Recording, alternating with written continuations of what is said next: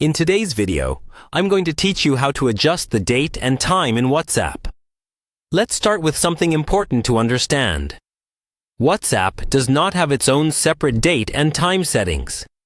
Instead, it relies entirely on the date and time that are set on your phone. So if your WhatsApp messages are showing the wrong time, or if you see errors about incorrect date and time, the fix is to adjust your device's clock.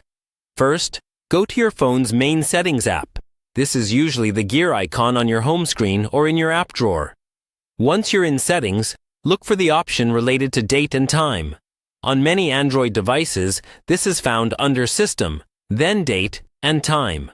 On an iPhone, you'll typically scroll down to General and then tap Date and Time. Inside the Date and Time settings, check whether your phone is set to update automatically. You'll usually see an option like Use Network Provided Time or Set Automatically. Turning this on allows your phone to use your mobile network or the internet to keep the time accurate. This is the recommended setting for most people because it adjusts for time zones and daylight saving changes without you having to do anything.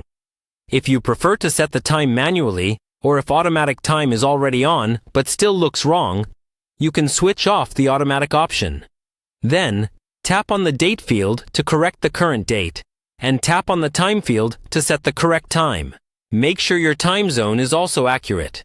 If your time zone is set to a different region, your messages in WhatsApp can appear several hours ahead or behind. After you've updated the date, time, and time zone, go ahead and close the Settings app.